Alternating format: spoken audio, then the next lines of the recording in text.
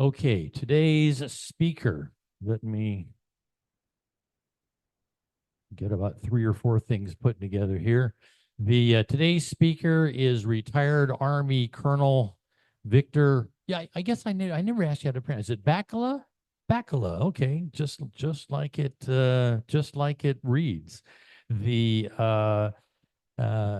Victor enlisted in the United States Army in 1984. And after some initial service, got out, went to ROTC, was commissioned through the ROTC program at Cal State Fresno, and then ended his career as a military police officer. His career took him through several different assignments and also command at the company and battalion levels. And then went on, for those of you who may have done things untoward in the Army, you may not want to get too close to Victor here. He spent a lot of time working, commanding organizations in CID. So if you were screwing up, he probably knows about it. He had tours both in the Pacific at Fort Shafter and also in Iraq, and I believe that's what he's going to tell us about today. You can see his dates here, his decorations: Bronze Star, Military Service, Meritorious Service Medal, a lot of badges, being a parachutist in combat action. So I think he's probably got some interesting things to share with us. So, ladies and gentlemen, Victor Baka. Thank you for the introduction. I really appreciate it. I said military police. I was in Iraq from 2003 to 2004.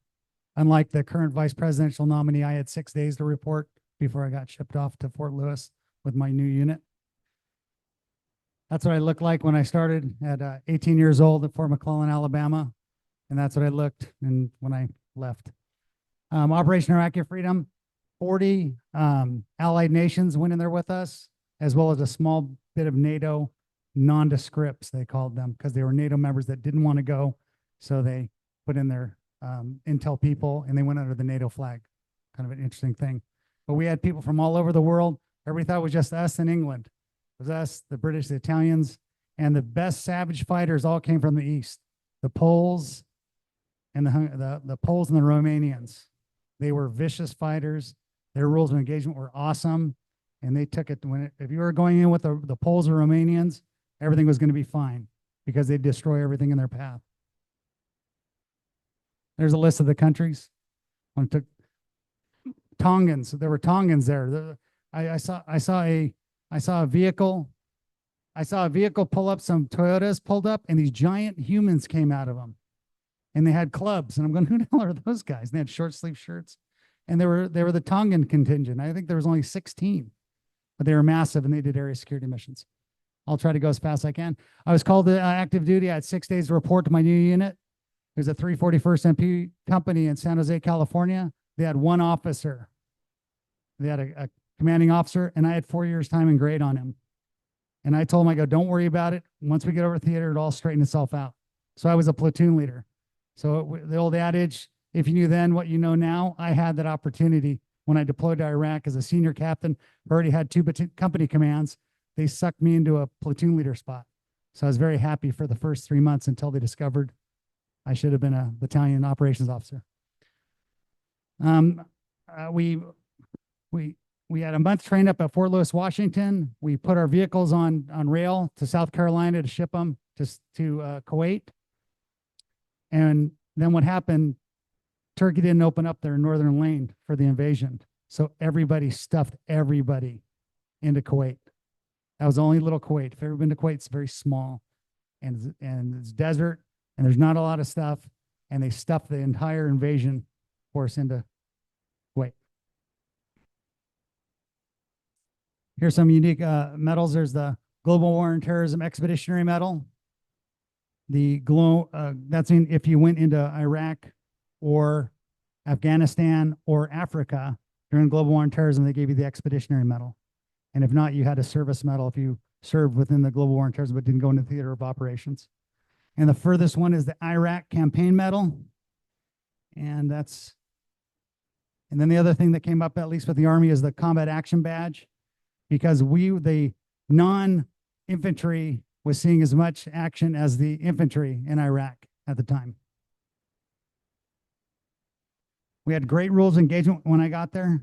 And as the war progressed, the rules of engagement got more restrictive, which was very troubling to me. I'm so glad I went early and I had great rules of engagement, because our rules of engagement allowed me to come home with every soldier I served with. Protect coalition lives and property. That was an easy one. Prevent destruction of vital Iraqi infrastructure, and then prevent the injury and death of innocent Iraqi civilians. That's it. As long as we covered those three, we couldn't be held accountable from the U.S. Army or the DoD. So it was a very loose rules of engagement. And yes, sir. It's a Bronze Star for service, not valor. It's just because I was there. Yeah. There were the two invasion lanes. It was supposed to come in from Kuwait and then come down from Turkey and then meet in Baghdad. However, everybody got stuffed into little Kuwait right there. And everything had to come into the port too. All the vehicles and everything. It was a mess. So we flew from Washington State. It was about 40 degrees and sleeting outside. And then we landed in Iraq. I'm sorry, we landed in Kuwait City. It was 111 when we got there. And then it just started to climb from there. Here's just what we did. Our equipment went from Washington State, South Carolina, onto ships all the way up into Iraq. Up into Kuwait. And then we flew to Shannon, Ireland, refueled, and then flew into Kuwait.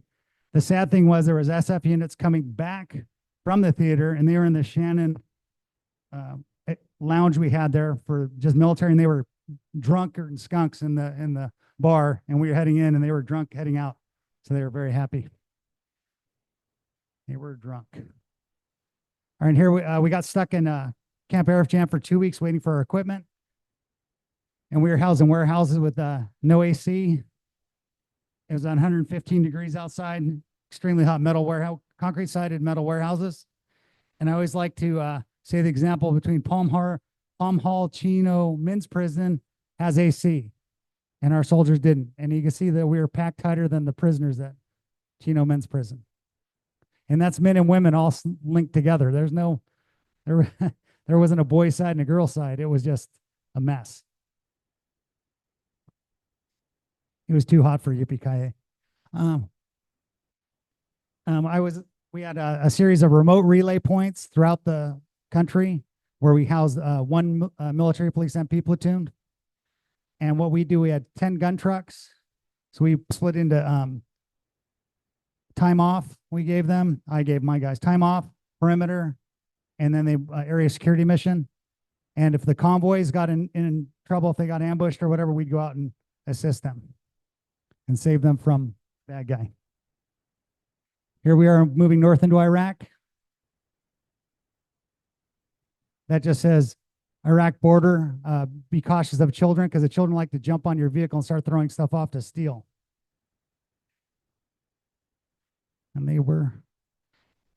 And coming back, here's the HETs from the, those are all M1 tanks on HETs. The heavy equipment transports are absolutely huge.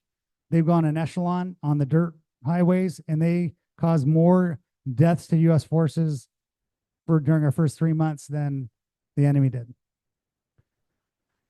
We had an old mining camp that we used. We brought our own wood from the United States because I knew class 4 was going to be a problem. And so we put wood floors, wood roofs. My wife sent me a small air conditioning unit, and it brought the temperature inside to about 110. So it was nice.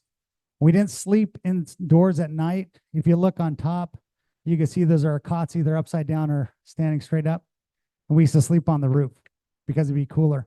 And when you said the green and red tracers, we used to look in the distance and see the green tracers at night. It was like Disneyland fireworks. That was our first day on our remote relay point, and we weren't sure what was going on because the Marines had already gone through and they did their swath of destruction and headed north into Baghdad.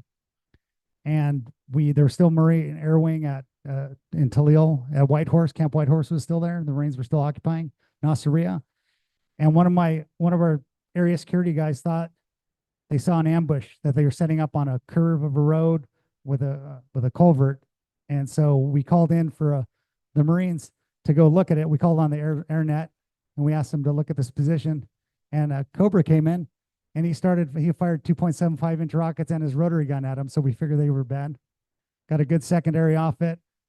So we hit their explosive, but there was some alive. So then the Army, as Americans do, we bring in our medevac helicopters, and the Army medevac the injured insurgent.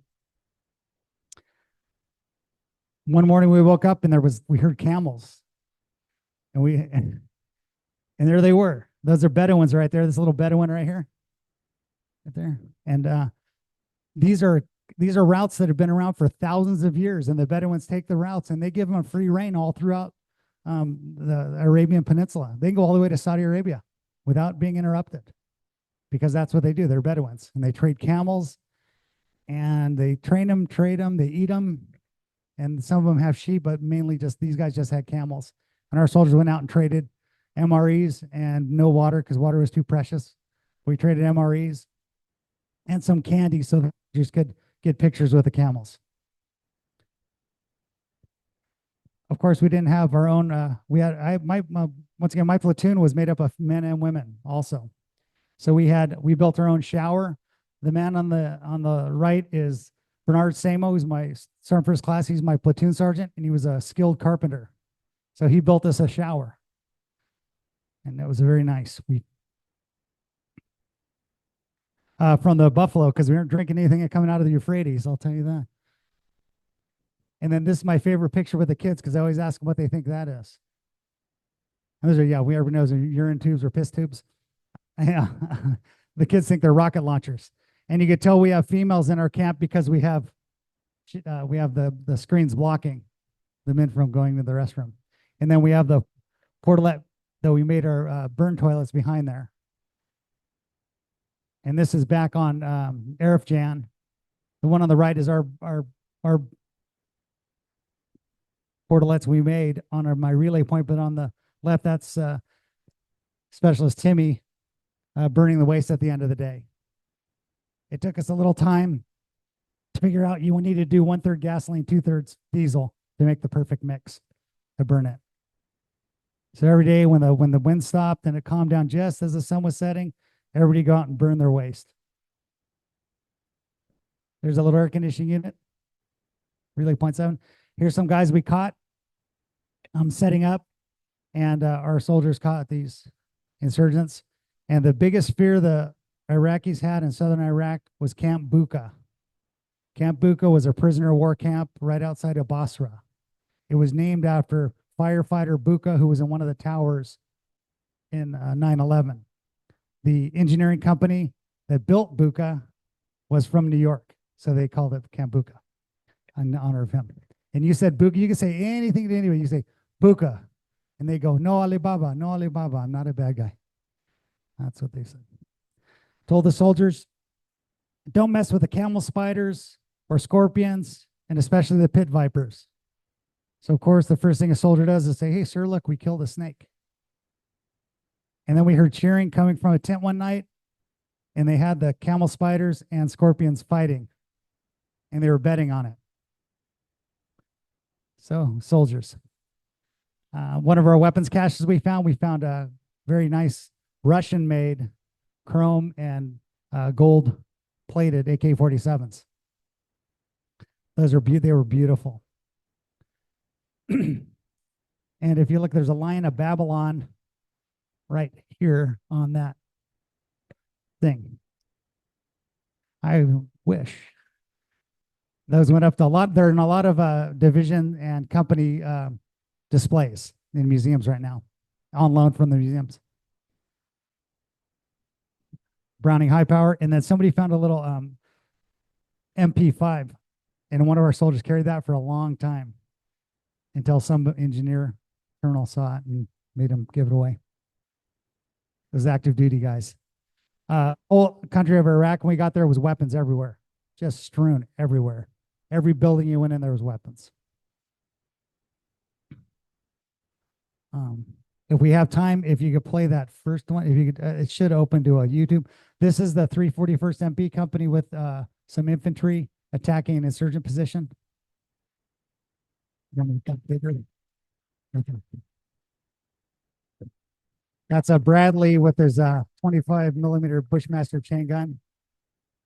And then the big exciting part, there's the MPs. We got to shoot our 50 cals at the insurgents. So yeah, they were rocking. And it wasn't every day that our MPs got to actually get an insurgent in a fixed position where we could hold them down and then close with at close quarter and take care of it.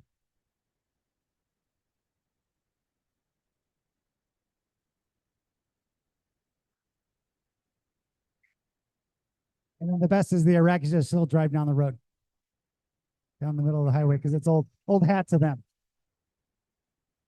You can get me back to my on X out of that. I'll get back. If they don't know how to, You don't need that one. You don't need that one. You don't need to open that one. Well, let's go to the next one. French missiles. We found some French missiles there, and just in a palm grove. There's weapons everywhere in this country. The biggest danger to a soldiers, MPs, were the third country national drivers that were driving all the trucks, all the supply trucks, civilian supply trucks. They would cut in front of you, slam on their brakes. Sandstorm came in and they do it. MP mission was to clear the convoy lane in the morning. We put gun trucks out. And then the first task force to go through was Task Force Rio, which was the fuel convoys. And they went up as fast as they could. It didn't stop or anything until they got to the next checkpoint. And then once Task Force Rio went, once the fuel was done, then the convoys went all throughout the day. But we had to get the fuel out first because we didn't want them to blow up everybody with us. And if you want to hit that, that should play this. Yep, just hit that. Play it right down there. Okay. How's your leg doing, man? They keep mine awake. That's not a fully up armored Humvee. It just has armored doors only and an armored hood. And that's Task Force Rio truck, a fuel truck. And of course, they had stop, stop, stop, and then the guy hit him in the back and pushed him in the truck in front of him.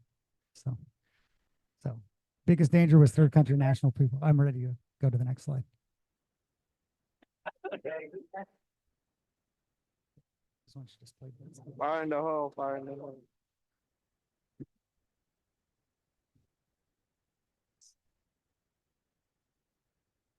If our vehicle's out on the first day, the first thing they do, they go out, they look for things that are not normal, and then they call them in, and they would call it. We call the engineers or the OD out, and actually, we had on my convoy lane, we had Air Force with robots at the time, which was pretty slick. Those are the And they went out there and they take care of our ID for us. If we just blow up. So we do convoy like this one, we gotta be careful for landmine. They're very cavalier. They're, as all the soldiers in war, are very cavalier. They're very funny. And this one should go back in the plane. This is just from the other side.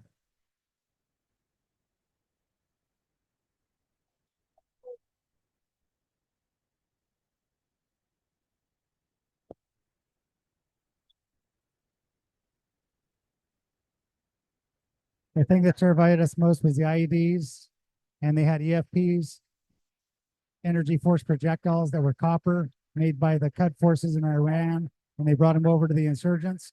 Those terrified us because they go right through armor.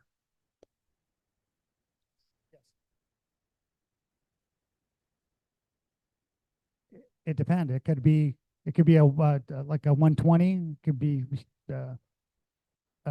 just a whole landmines, shank mines, whatever they had. When we first got there, they were all doing command detonated. So you looked for unusual things, and if there was something unusual, you'd kind of just spray the bushes a little bit around where that location was, and chances are you'd either get them to spook, run, or you'd take care of them.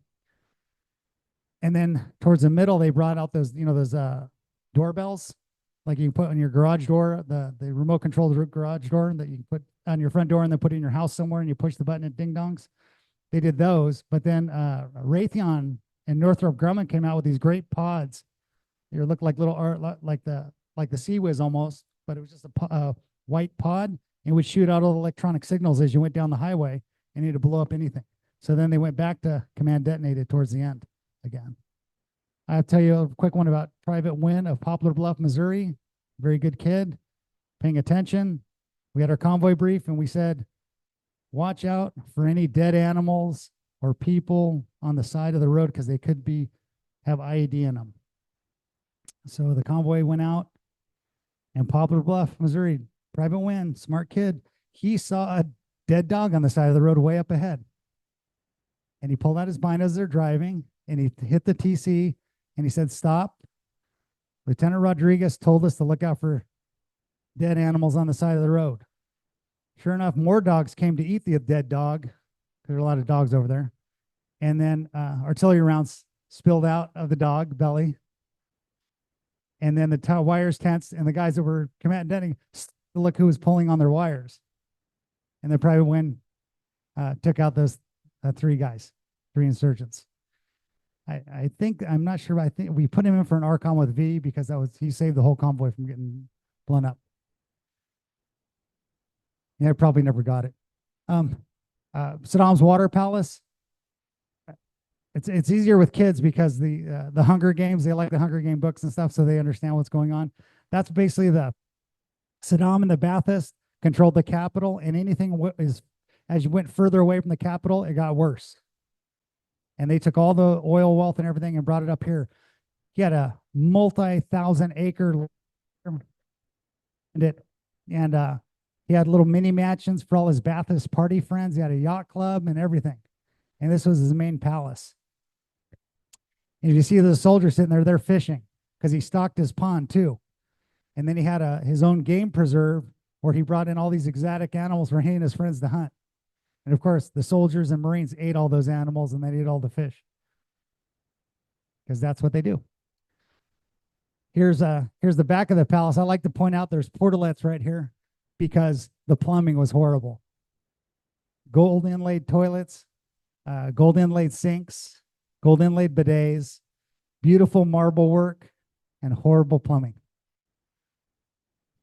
There's gold inlaid toilet, bidet, and a sink right there. There's me sitting in Saddam Hussein's chair. That's where he used to greet people. Every soldier that went to the Camp Victory sat in that chair and took a picture. There's me standing in front of the palace. That's a coalition provisional authority with Saddam's giant head. A couple of those got melted down for different things, and some units brought them back. I think the 4th ID has a Saddam head in Texas. I like to put out the soccer stadium because that's on all their money. Very famous thing, the Iraqi soccer team didn't do well in the World Cup, and they were all brought back to the soccer stadium and murdered by Saddam Hussein and his sons because they didn't do too well. This is the parade grounds. Those are actual casts of Saddam Hussein's hands in bronze. They made giant Saddam Hussein hands holding the swords. And if you notice those helmets spilling down, that's from the Iran-Iraq war. Those are Iranian helmets. And they are big cornucopias on either side of the hands, and then they spill into the street, and then the helmets are cast into the street so the victorious Iraqi army could march over and drive over their Iranian helmets.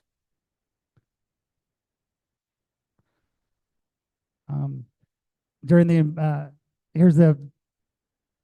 I was in Nasiriyah, which is in the south, and the Free Iraqi Army and the CIA were attempting to control the area there. They're not the greatest fighters in the world. If they have a backbone with an American platoon or something with them, they're very good. But if there's not American air support, American platoon, they fall apart pretty quick. The CIA kept them pretty much in check, and they did a pretty good job. I just like to see that the orange there. We did that for all you pilots. You know what these are, VS-17 panels. We stuck these on the top of all our vehicles, so the Air Force didn't accidentally kill us, or the rotary wing didn't get us. Orange was very important to us at times.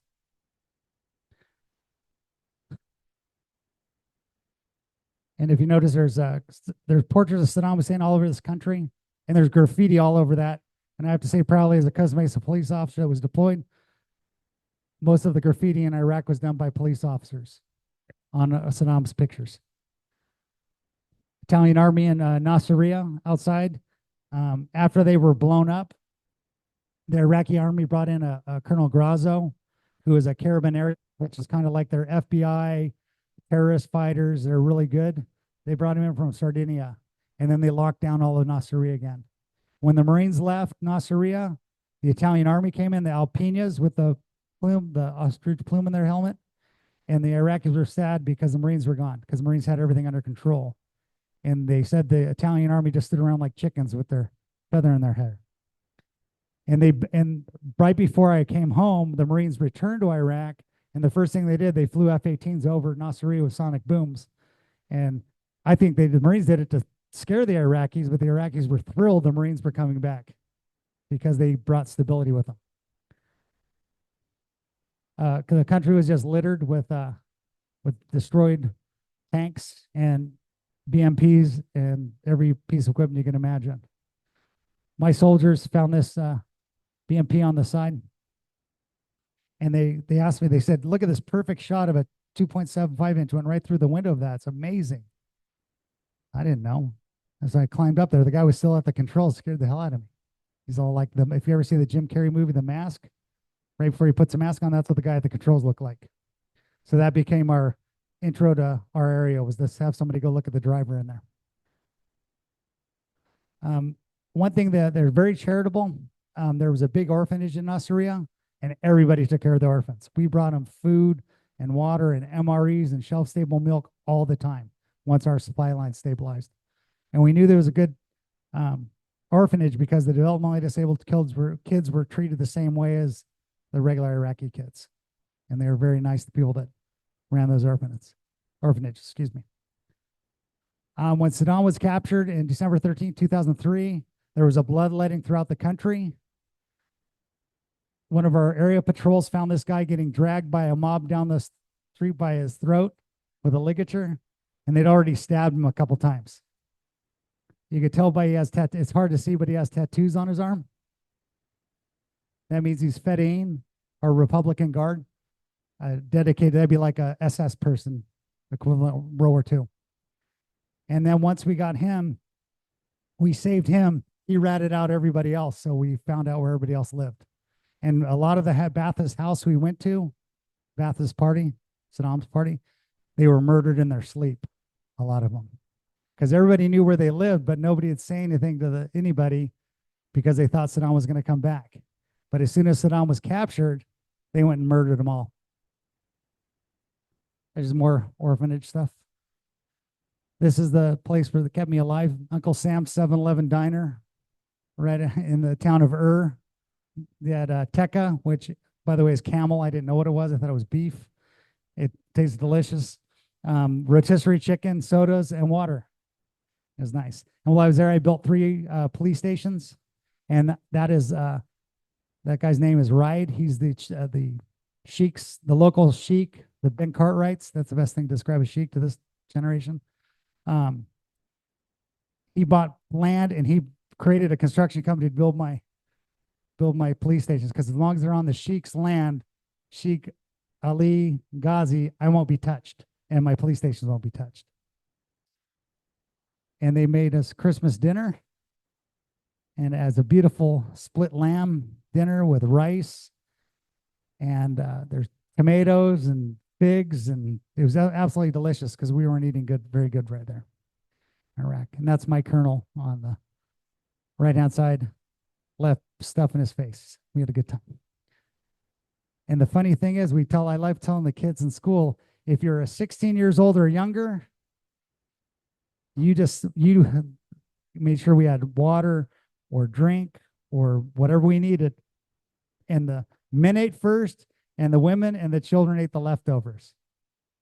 And we heard the women, but we never saw them because they were behind an iron door, an iron gate. In the outside, this was an outside meeting room, about half the size of this room here. And I told them I wanted to see camels, so we went down to the camel herd guy and saw a camel. And I feel bad, that baby camel, that must have been days old because it still had its belly button from being born. And I said, oh, I want a picture of that baby. So of course the camel herder had his guys go scare the poor mother away. That's her right there. She was very upset. They scared her away and they grabbed the poor little baby around the neck and said, come take a picture. So I took a picture with them. I lost it.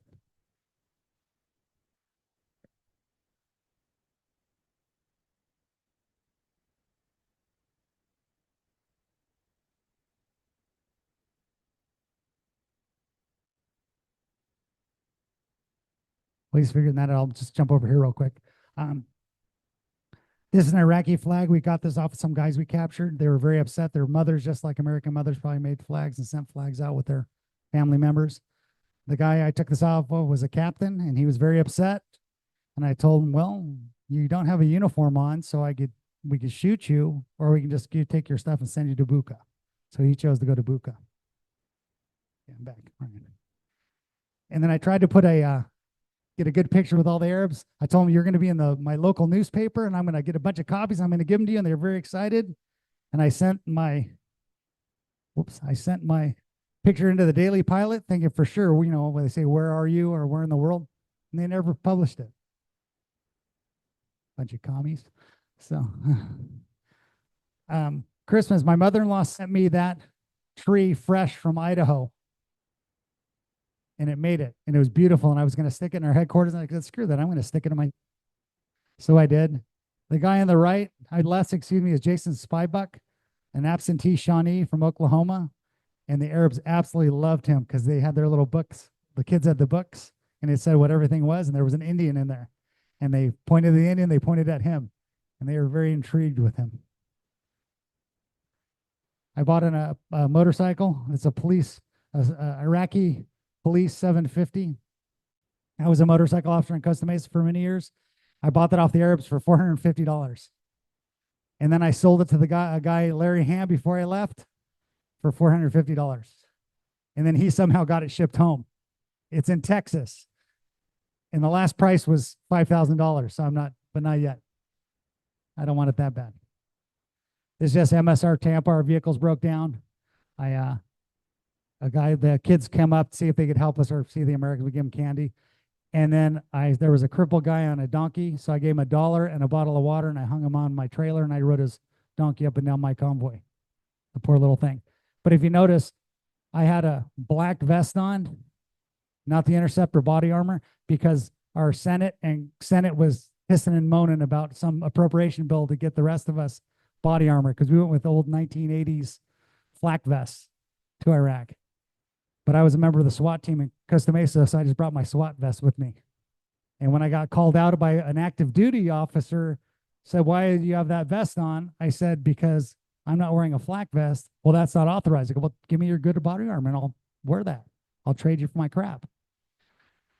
But true to their word, as soon as that defense appropriation bill was signed, within 36 hours, they're passing body armor out in theater, which we were very happy about. Good body armor. And thank goodness we didn't get ambushed until after we had our body armor. Oops, I'll just go real quick over my stuff that I have here. Sorry, I don't mean to speak fast, but I know everybody's busy. Darth Vader's helmet, right? It's really not. This is the Fedayeen. This is the Republican Guard ceremonial helmets. Uday and Kusei were kooks, and they love these things. And I thought I saw some kid on the side of the street with these. So I go, how much? And of course he said $15, and we got it down to $5. But I wish I had about 10 of them, because I guess they're valuable. And that's just it is. It's just a Fedayeen ceremonial helmet, not Darth Vader. Yeah, Star Wars, exactly. I thought it was. This is a replica of my helmet, because my original one went to the Memorial Day at Harbor Lawn and never came back. They used it about 10 or 15 years ago, and my original helmet never came back. So if anybody sees a helmet with a major rank on it, like this, says Bakkila, it's mine. I'd like it returned. I'll give you this one. We had, remember Bernard Carrick? He was the commissioner of New York police. He got sent over to Iraq to do all Iraq police operations, which the military police were part of, because we were training them. And it took him 5 months to figure out the Iraqi police uniform was going to be light blue on top, dark blue on the bottom, just like New York PD.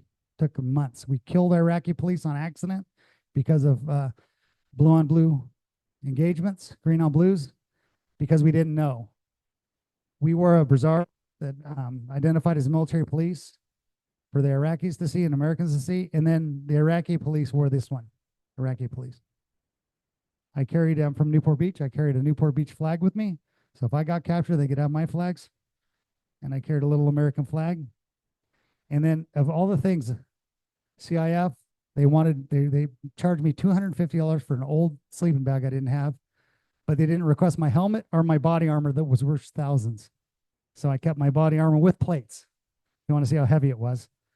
And we operated in up to, remember, temperature when they gauge it off the air temp. They don't go off radiant heat from the ground. Radiant heat from the ground was about 135 when we were there. The poor guys in the whole theater, Air Force, crews on the tarmac, their boots were melting. It was so hot on the tarmac. We felt horrible for them. Terrible, terrible. Iraqis just, they wore the shemagh, great coverage for the wind and sun. And then they wore the man dress, which is actually very comfortable. Wore generally light trousers under this and sandals. And this is the winter version, a little thicker. And I will stick around if you want to look at that stuff. And that was my quick presentation because I'm so used to doing it with kids. I know the next group's going to come in. Do you have any questions?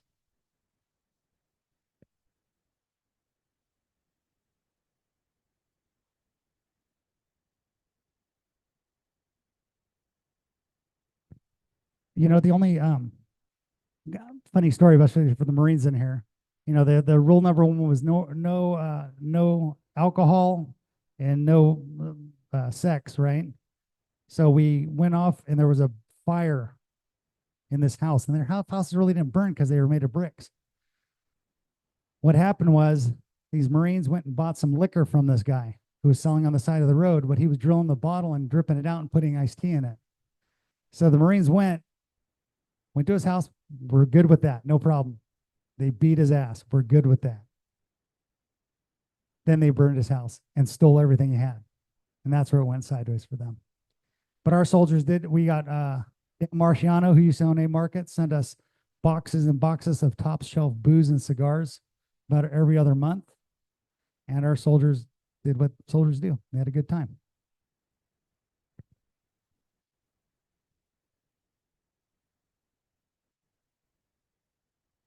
Iraq's an absolute mess. It's basically a vassal state of Iran.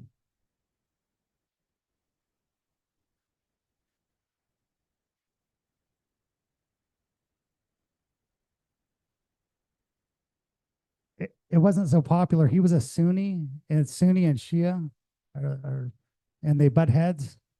And his party, the Sunnis, the Baathists, just happened to take power, just like the Nazis took power over Germany. And he had absolute power everywhere, and he was involved there. They had marsh Arabs in the south, beautiful marshes. And after we left in 90, they tried to do an uprising. He cut the water off and turned the marshes into a desert, killing, I don't know how many species of marsh birds, but nothing. It's all gone, just desert now.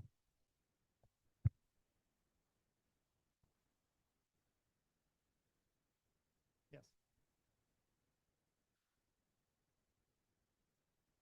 No, this is a brigade, the 220th MP Brigade. It doesn't exist anymore. It has the 4 spears, and we said that was the S1, S2, S3, and S4 pointing the way to Iraq.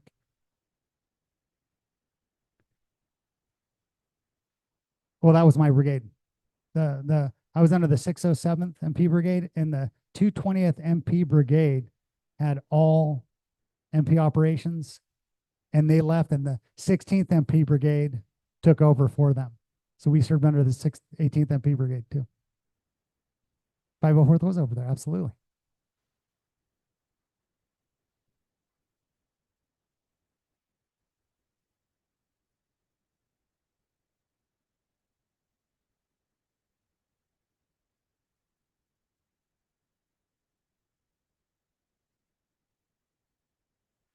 We had customs inspections at every point. If you made friend with a C-130 pilot, everybody got their war booty home just fine. Sure.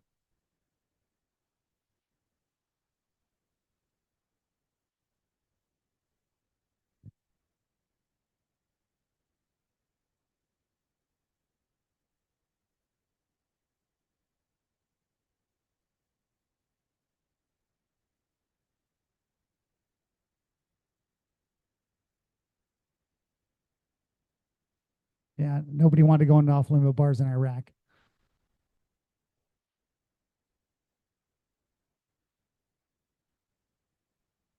No, we were a combat MP unit. There were actually the 800th Battalion was strictly POWs, and they were our sister unit. They were to our right and left, and they processed them. Like if we caught somebody, we bring it to them.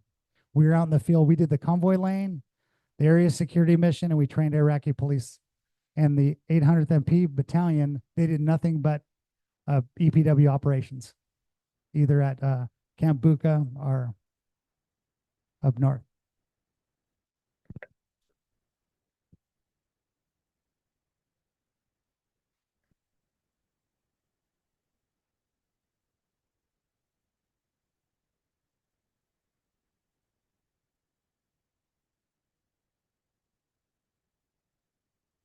That was the biggest mistake we made.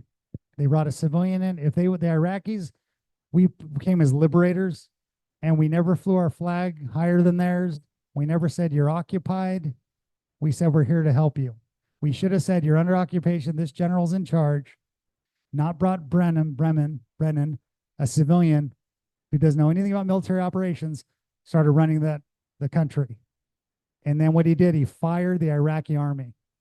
So you fired all these war fighters and sent them all home, and then people were going to pay them money to teach them how to fight and blow up things and make explosives. And that's when the IEDs came. In December of 2003, that's when the first IED hit us. And then it went out throughout the whole rest of the war for real good IEDs. The other ones were iffy.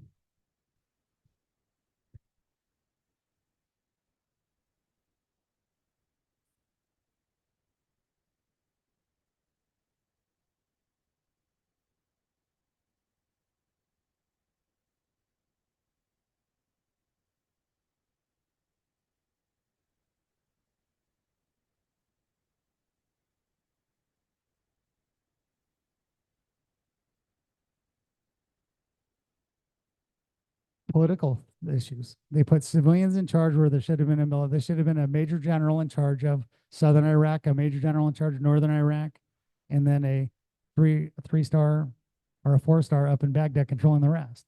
And they should have been occupied. And they shouldn't have let the civilians get in there. They wanted to civilianize so much after the invasion and make it so perfect, it failed.